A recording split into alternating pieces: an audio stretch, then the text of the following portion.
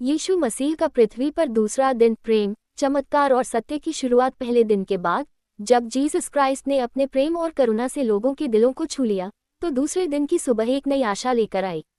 सूरज की पहली किरणें जैसे ही धरती पर पड़ी, एक शांत वातावरण में एक नई ऊर्जा महसूस हो रही थी।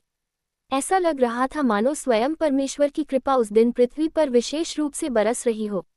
यीशु सुबह सुबह एक पहाड़ी के पास बैठकर प्रार्थना कर रहे थे।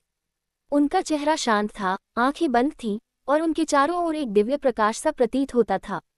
उनके भीतर परमपिता के साथ एक गहरा संबंध था, जिसे शब्दों में व्यक्त करना कठिन था।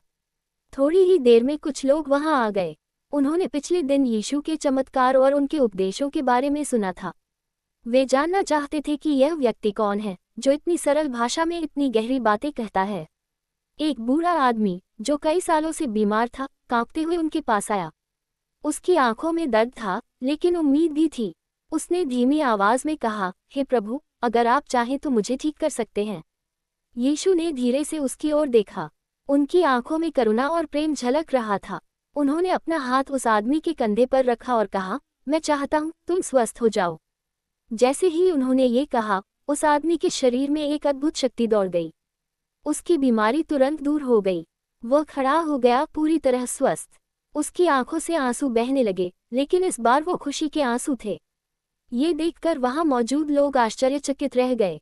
उन्होंने आपस में बातें करनी शुरू कर दी, यह कोई साधारण व्यक्ति नहीं है, इसमें परमेश्वर की शक्ति है। धीरे धीरे भीड़ बढ़ने लगी। हर कोई अपनी अपनी समस्या लेकर आ रहा था। कोई बीमार था, कोई दुखी, कोई निराश। और यीशु हर किसी को सुन रहे थे, हर किसी को आशा दे रहे थे। उस दिन यीशु ने लोगों को एक पहाड़ी पर इकट्ठा किया और उन्हें सिखाना शुरू किया। उन्होंने कहा, धन्य है वे जो नम्र हैं, क्योंकि वे पृथ्वी के अधिकारी होंगे। धन्य है वे जो दयालु हैं, क्योंकि उन पर दया की जाएगी। और धन्य है वे जो शांति लाते हैं, क्योंकि वे परमेश्वर के पुत्र कहलाएंगे। लोग ध्यान से उनकी बातें सुन रहे थे। उनके शब्द सीधे दिल में उतर रहे थे। यह कोई कठिन ज्ञान नहीं था, बल्कि जीवन को सही तरीके से जीने का सरल मार्ग था। एक महिला, जो समाज द्वारा ठुकराई गई थी, भीड़ के पीछे खड़ी सब कुछ सुन रही थी। वह अपने जीवन के कारण शर्मिंदा थी और सोचती थी कि परमेश्वर उसे कभी स्वीकार नहीं करेगा। लेकिन यीशु की बातें सुनकर उसके दिल में एक नई उम्मीद जागी। अचानक यीशु ने उसकी ओर देखा और उसे पास बुलाया। वह डरते हुए आगे आई। यीशु ने मुस्कुराते हुए कहा, डरो मत, परमेश्वर तुमसे प्रेम करता है। अपने पुराने जीवन को छोड़ दो और एक नई शुरुआत करो। ये सुनकर वह महिला रो पड़ी। उसे लगा जैसे उसके सारे पाप माफ हो गए हों और उसे एक नया जीवन मिल गया हो। दोपहर के समय, जब सूरज तेज हो गया, तब भीड़ थकने लगी। लेकिन कोई भी वहां से जाना नहीं चाहता था। सभी यीशु के साथ रहना चाहते थे।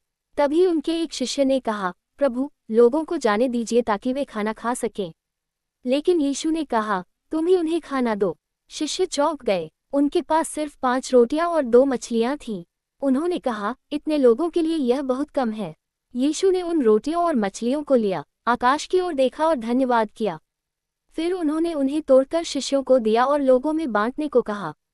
और फिर एक चमत्कार हुआ। जितना भी लोग खाते गए, खाना खत्म नहीं हुआ। हर किसी ने पेट भरकर खाया और फिर भी खाना बच गया। लोगों ने ये देखकर और भी विश्वास करना शुरू कर दिया कि यीशु कोई साधारण व्यक्ति नहीं है। वे परमेश्वर के भेजे हुए हैं। शाम होते होते, जब सूरज ढलने लगा, तो यीशु अकेले समुद्र के किनारे चले गए। वे दिन भर लोगों की सेवा करने के बाद शांत समय बिताना चाहते थे। तभी तेज हवा चलने लगी और समुद्र में लहरें उठने लगीं। उनके शिष्य नाव में थे और डर गए। उन्हें लगा कि तूफान उनकी नाव को डुबो देगा। लेकिन तभी उन्होंने देखा, यीशु पानी पर चलते हुए उनकी ओर आ रहे हैं। वे डर गए और सोचने लगे कि यह कोई आत्मा है। लेकिन यीशु ने कहा, डरो मत, यह मैं हूँ। उनका एक शिष्य, पतरस, बोला, प्रभु, अगर आप हैं, तो मुझे भी पानी पर चलने के लिए कहिए। यीशु ने कहा, आओ। पतरस नाव से उतरा और पानी पर चलने लगा। लेकिन जब उसने तेज हवा को देखा, तो वह डर गया और डूबने लगा। उसने चिल्लाकर कहा, प्रभु, मुझे बचाए। यीशु ने तुरंत उसका हाथ पकड़ लिया और कहा, तुम्हारा विश्वास इतना